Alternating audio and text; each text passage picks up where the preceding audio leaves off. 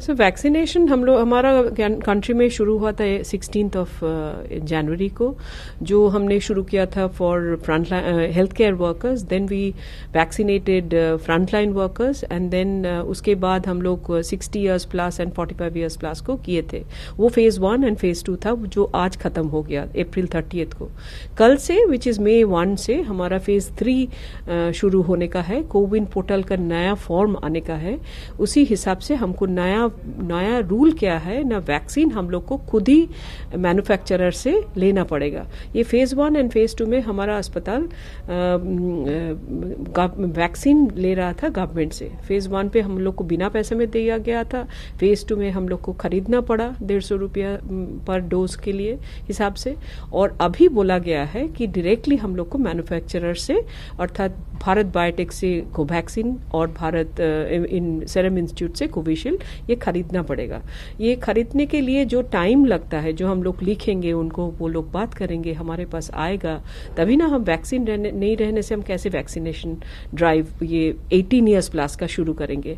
तो वैक्सीन हमारे पास अभी नहीं है, हमने लिखना चालू किया है, उन्होंने उत्तर देना भी चालू किया है, पर जब तक हमारे पास वैक्सीन ना आ जाए तब तक वैक्सीनेशन ड्राइव नहीं हो सकता। हम कोशिश कर रहे हैं कि May 5 से शुरू करेंगे बंगाल में, क्योंकि बंगाल में कल तो मे डे है, छुट्टी है, वैक्सीनेशन ड्राइव बंद है। वैक्सीनेशन ड्राइव 2 को भी बंद है, 3rd 4th को भी बंद है, क्योंकि यहाँ पे इलेक्शन रिजल्ट्स एक्सेट्रा होने वाला है। तो गवर्नमेंट ने बोला है May 5 से फिर से शुरू होगा।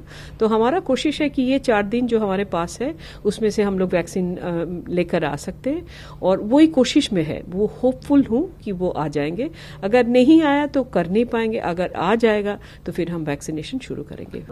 हाँ, हमारा अस्पताल में 3 गुण हो गया है टेस्टिंग का नंबर। सो जितना नंबर बढ़ रहा है, अभी लोगों का जानकारी बहुत है, बहुत लोग अवेयर है, तो वो उनको कुछ भी सिम्टम्स हो रहा है तो वो टेस्ट जरूर करा रहे हैं। हाँ, अभी टेस्ट किट का सप्लाई में थोड़ा तकलीफ होने से आपका टेस्ट रिजल्ट का टाइम बढ़ जा रहा है। जो हम अभी भी 2 घंटे में टेस्ट करते हैं, 4 घंटे में रिपोर्ट देते हैं। तो ये रिपोर्टिंग टाइम अभी भी हम तो मेंटेन कर रहे हैं, बट सारे डायग्नोस्टिक सेंटर्स ये मेंटेन नहीं कर पा रहा है। जो 1 दिन पे रिपोर्ट देता था उसको 2 दिन 3 दिन लग रहा है, क्योंकि उसका चाप और प्रेशर बहुत ज़्यादा है।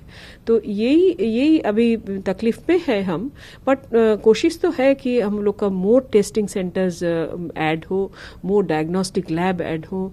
हम भी 2 न्यू सिस्टम ला रहे हैं जिसमें 20 मिनट पे रिजल्ट आएगा, वो भी हमने ऑर्डर किया है। तो फिर ये सारे इमरजेंसी में, ओपीडी में, डिफरेंट जगह में रखना पड़ेगा, सो दैट जितना हो सके इजी हो जाए टेस्ट करना, और जल्दी से रिपोर्ट होना, समझ में आए कि ये कोविड है कि नहीं। Delayed report actually allows you to infect others because you don't know the status but you have symptoms. So उसी लिए हम लोग का कोशिश रहेगा कि ज़्यादा से ज़्यादा लोग को टेस्ट हो और जल्दी से जल्दी रिपोर्ट आए। नो, इसका डर का कोई जगह ही नहीं है। Vaccination is the only way that you protect your self. ये इसी के वैक्सीनेशन होने का बाद हमारा सिस्टम कैसा है, वैक्सीनेशन फर्स्ट डोज के बाद कुछ नहीं होता है, 1 महीने बाद कोवैक्सीन डालना पड़ता है, 6 वीक्स और 8 वीक्स के बाद हम लोग को कोविशील्ड लेना है। 2nd डोज के 1 महीने बाद हमारे पास एंटीबॉडी होता है प्रोटेक्ट करने के लिए। उसका मतलब हम 16 तारीख जनवरी को जो लिया था फर्स्ट जैब फॉर मेरे लिए, फरवरी मिडिल को हमने 2nd जैब लिया, मार्च मिडिल को मेरा एंटीबॉडी तैयार हो गया था। हमने रिपोर्ट भी किया था, हमारा spike protein antibody is very high, which means that my body immunity is now ready to fight the corona, and that is what is showing in my hospital. In my hospital there are more than 1000 staff.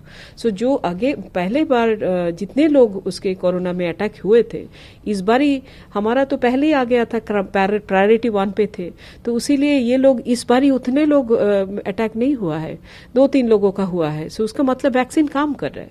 अभी किसी का 1 dose हुआ है तो उसका तो antibody नहीं होगा, 2 डोज हुआ है उसका 2nd डोज का इमीडिएटली बाद में उसको अटैक कर दिया, और हमने कोविड प्रोटोकॉल मेंटेन नहीं किया।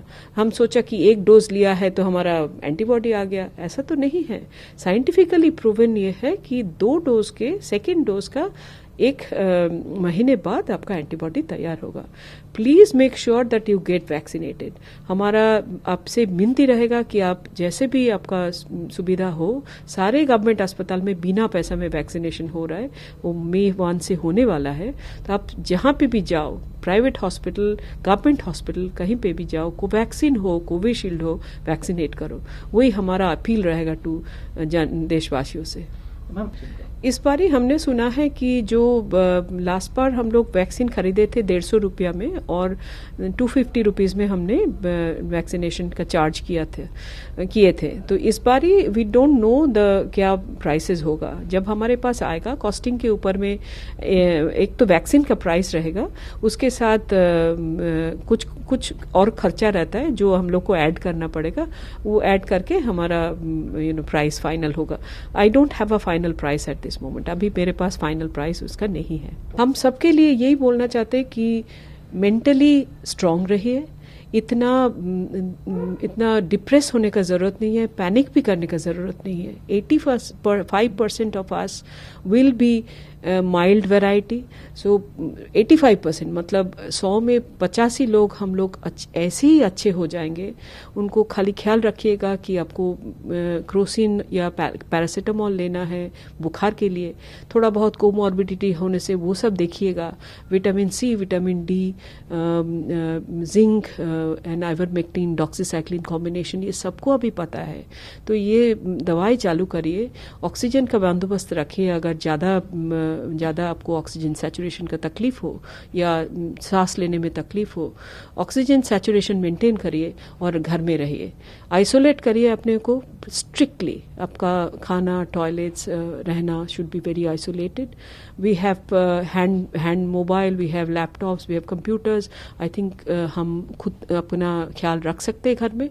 तो ये मेरा एड्रेस रहेगा कि सबके लिए पैनिक मत करिए। और जो 15% लोग होगा जिसको अस्पताल का ज़रूरत होगा, उनके लिए हम कोशिश कर रहे हैं। हमारे पास प्रॉब्लम है, बट हम लोग कोशिश करके उनको देंगे, सेवा देंगे और उनको कोरोना से मुक्त करेंगे।